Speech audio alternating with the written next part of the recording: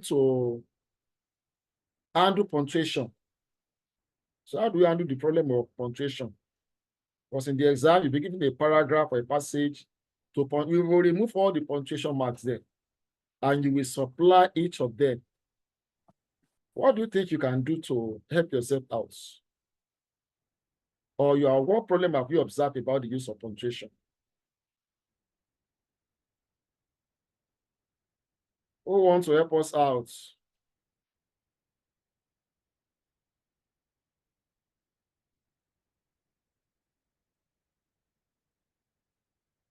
Who wants to enlighten us on the use of punctuation? Because the class is a bit larger now.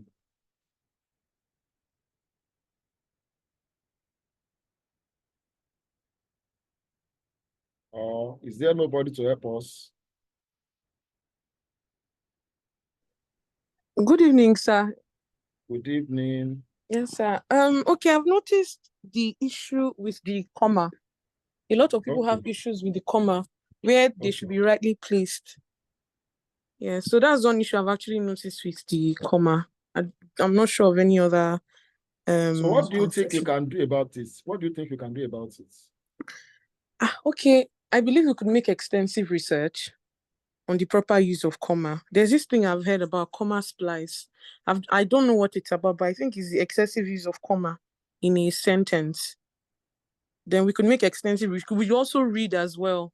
If we read a lot of articles, not the very super articles, like standard articles, I think we would learn how to properly use the comma. Do you know we handle this problem in academic and technical writing? And that's a part of task we give different groups. Yes, sir. But I've not seen the effects of that in student writing. You know, we make our own efforts, introduce them to how this, we divide use of different groups, some group work on article, some on punctuation, some on concord, some on tense errors, and several other aspects. But how come that these things are not being practiced? We don't see the effects in most of the student writing. If you look among those that imbibe, maybe you find about 10 to 15%. So that's still my challenge. What can we do to solve that problem? All right, sir. Good afternoon, sir. Good afternoon. All right, sir. So punctuation marks are like condiments needed to prepare a particular meal. Okay. Failure to have the required. Hello, sir. Can you hear me, sir? Clearly. All right, sir. So I said punctuation marks are like the condiments required to prepare a particular meal. Failure to know the proper way to use these condiments would result in, let me say, bad taste. So this is just how our writing is. Our writing is like a meal. If you fail to know the particular punctuation mark you are to put in a particular place, it results in a very bad article or whatever you're writing. So one way we can do this better is by learning how to use each of the punctuation marks. We learn how to use it, then we practice, because one thing that comes with practice is you get used to it. You know where you have to put this particular punctuation mark, where not to put it, and with time we will get better. So I feel this is where we can combat the issue, sir. Okay, we are still coming back to that. Let me take this question from Abednego. Abednego, I could see that you raised your hand.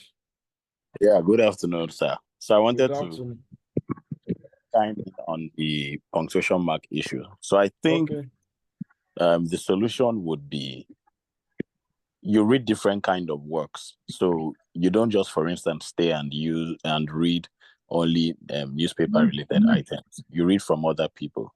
I'll give you an instance. When I want to, because the way we write, how we write also, the punctuation, I believe that to you who is marking, let's say you're marking works now, and we're writing an essay, you are equally reading it in the person's voice with the hope that, okay, that's how you would enjoy what you are reading. But when it is all over the place, it is scattered, you're unable to do that. But I think if we read different stuff, and also know the right names of, because we don't know the right names of some of these punctuations. Some persons mistaking semicolon for what it's not. Some persons describing underscore as the dash that is lying down rather than knowing the name. So if we know the names as well and where they come in, I think it would help us a great deal. And also, don't just read only school-related items. I like to read from people like Fisayo, Joey Akan, just to mention a few, because it helps me balance when I should write an article that requires you having a feel like as though you were a part of the conversation, and one that calls for pure seriousness all through. Oh, thank you very much. That was also a brilliant contribution. You need to read other people's work to see how they write and how they use the punctuation mark in order to improve your own. Okay. Olaniwaju. Good afternoon, sir. Good afternoon. Well, on the issue of punctuation, if they don't know the functions of each punctuation, I don't think they can effectively be able to use a punctuation mark. Like that other girl said, people usually misuse commas. If they know that comma is used to like take a break, and is used to, most people think comma is just used to list things. They don't know that a comma is used to pause a sentence, or like take a break from talking, or like if we talk normally we usually take breaks, but Sure. most people don't know how to use it or express it when they're writing. One, that's on comma. And two, on semicolon, even I myself, I don't know when to use a semicolon. So most of us don't know when to use a semicolon. And there are some major punctuation marks that we basically don't know the functions of. We just use it in our writing. Thank you very much. Thank That's a important point. The use of a comma and semicolon have been noted. Because if you don't know how to use them, truly, there will be a problem. And that's why it's required that you make a conscious effort to understand how each of them should be used. Abibat.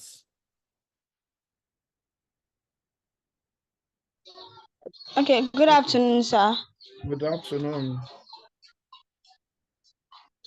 Okay, so the issue of punctuation marks, sometimes we don't know, we make it unconsciously, yeah, because I noticed even among these secondary school students, they make use of these social media apps, and they use this kind of like English where they use some bad punctuation marks, and even while they are exploring their academic fields, they use this unconsciously, and they do not even know if they are doing the right thing or the wrong thing, and this progresses along their journey. So this is also an influence on people using punctuation marks, even unconsciously.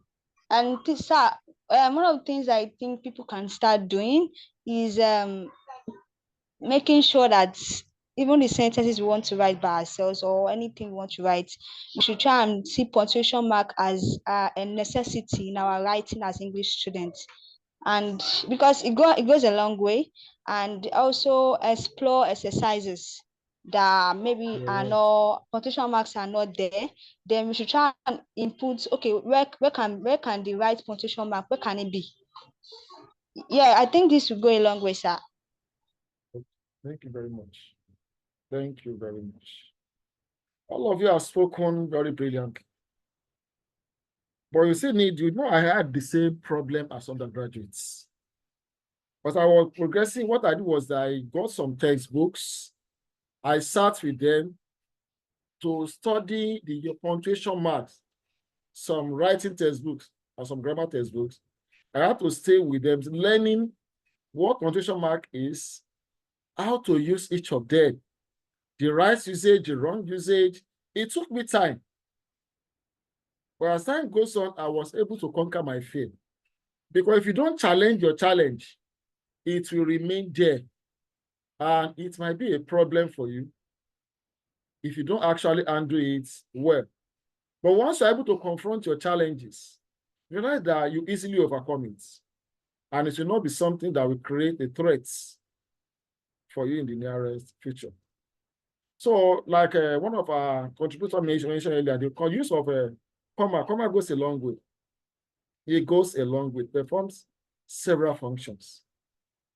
And also semicolon was mentioned. Semicolon also has its own usage, peculiarity. And you must not mistake semicolon for a colon, because a colon has a business. Why semicolon also has a business? If you look at, for example, in compound sentence, you can use a colon or semicolon to separate or connect the compound sentence. When you use a colon, it means that what you have said earlier is explained by what you will say after it. What comes before the colon will be justified by what comes after the colon. So what comes after the colon will explain, maybe example or illustration to what has been said before the colon. But in the case of semicolon, what comes after semicolon has no explanation. It's just joining two main clauses together. You should not explain any special explanation, example, or whatever after semicolon.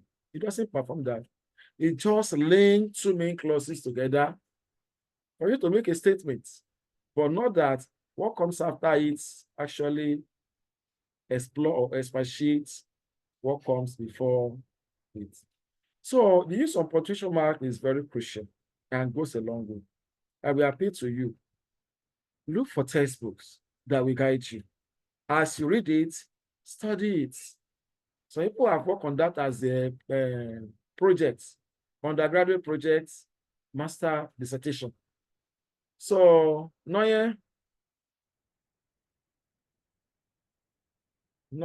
Gates. Hi, good afternoon, sir. Good afternoon. You're welcome. We're nice to have you. Sir, yes, same here, sir. Sir, there was a time where I was reading on punctuations and I found out there was something called the Queen's comma or Oxford comma. Then that it is debated how very grammatically accurate it is. So I would like to hear from you. Is it something we should use in academic writing? Well, I don't think there is issue with that. There's another name is being called, whereby you use comma with a conjunction when you are making a list of source. It is optional. But when you use, make sure you use it rightly. That's just my own concern. When you use it rightly and use it correctly.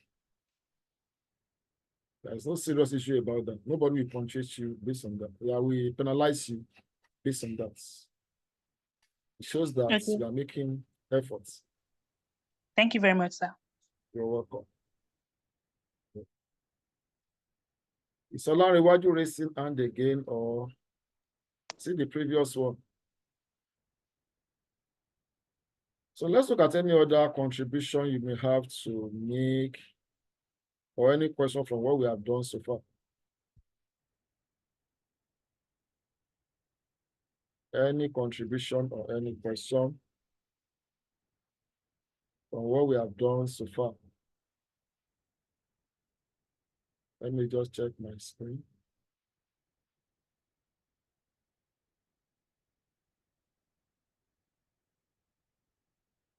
Good afternoon, sir. Good afternoon. Sir. Please, I always wanted to ask if you can help us recommend books where we can be able to learn more about punctuations without actually getting it wrong, because there are a lot of books that I find online that are actually contradicting each other. And I'm always having issues of the usage of these punctuation marks. Thank you. There are several books that can use words.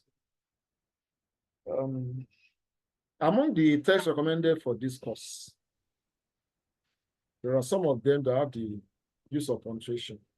But maybe as the class progresses, if there are other ones, you can something like a writer's craft, raster choice, and several of them, they are able to handle the problem. Hello? So writer's craft, raster choice, and a lot of them can be of help. So that's that.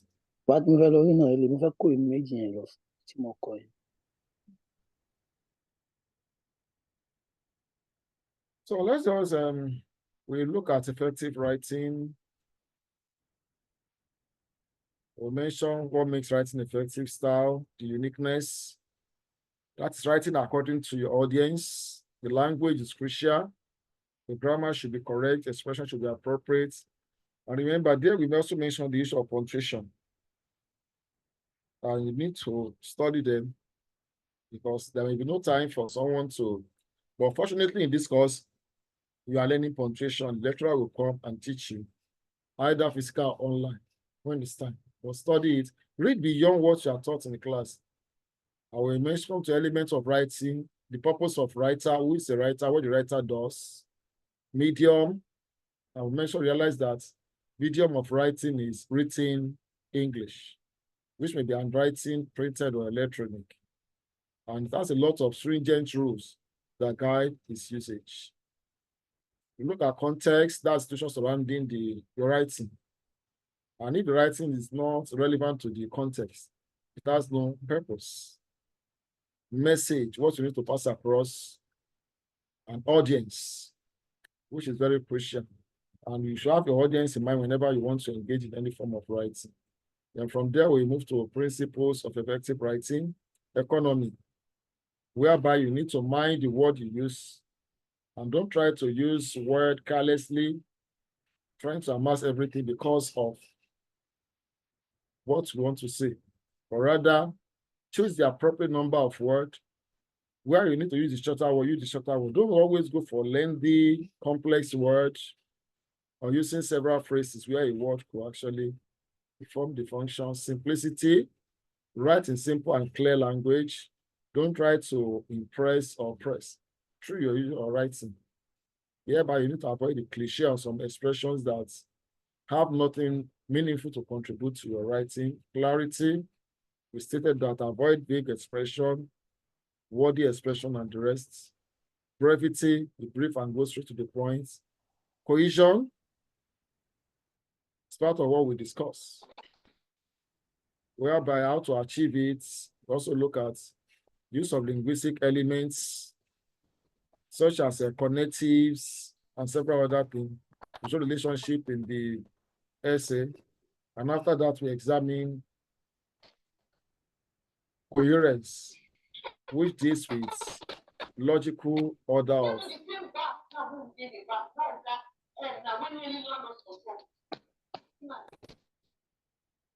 a logical order of arrangement of points, and make sure you're making sure that there is a free flow of thoughts in your writing to express continuity and the rest. So, and I said that to achieve this coherence, you may start with the point of outlining your ideas. When you want to write, you may outline your ideas by listing them. And by the time you go on listing your ideas, you realize that you'll be able to talk on the most important idea while you leave the less important ones. And by that, you will not miss anything out of what you're supposed to treat. So this is my own aspect of the course with you. And let me ask you to bring some elements of cohesion in a particular writing. Give you maybe a passage and point out, examine the elements of cohesion from it, bring them out. If there are transitions, identify the transition and tell us the function it performs.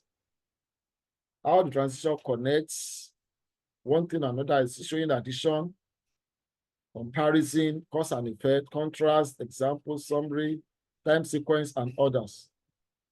So all these are more you are supposed to know and practice. Because as you are progressing, the writing is supposed to be improving. It's supposed to be improving.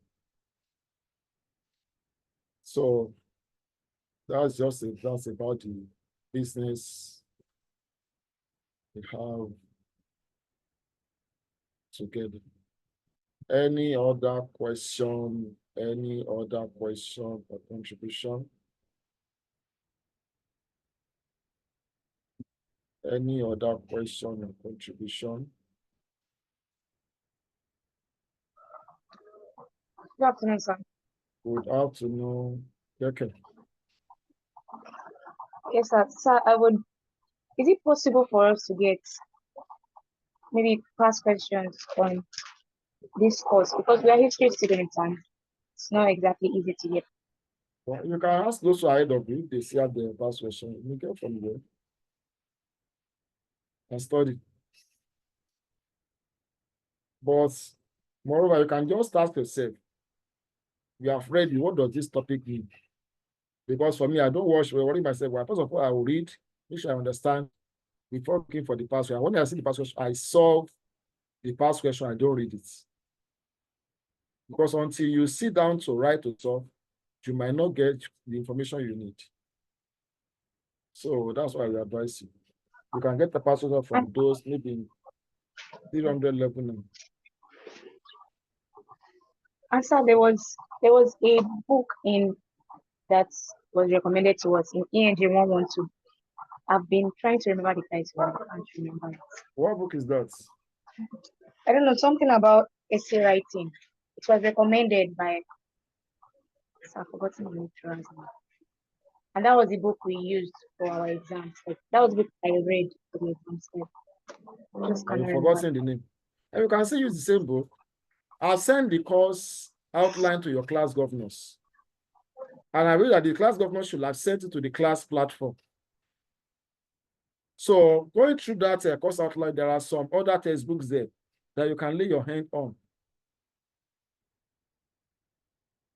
Other textbook, because the issue is that there may be no particular one textbook that will cover everything. That's why we consult different texts.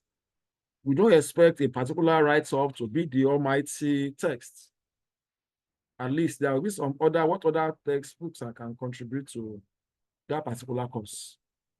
So if you look at the course outline for this course, you will see different topics and also different texts that you can consult, which may be of help. So that's just that.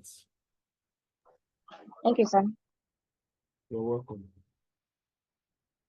So if there is no question again, I believe that other lecturer will continue with you in the next class. And if there there's any question concerning the course, maybe by the time you come back on campus or anyhow, you can let me know. And if you're able to open LMS, by the time you register, you should have access to LMS. You will see some information on the course and drop your question on the forum there so that we can attend to it. So that will be that. So if there is no other question, let me remove my slide. And we meet in the next class for those that are supposed to be there. So, have a nice day and enjoy yourself. Thank you, sir. You're welcome. Thank you, sir. Thank you too. Thank you. Thank you, sir. Thank Yeah. you. You're welcome. You're welcome. Okay. Bye.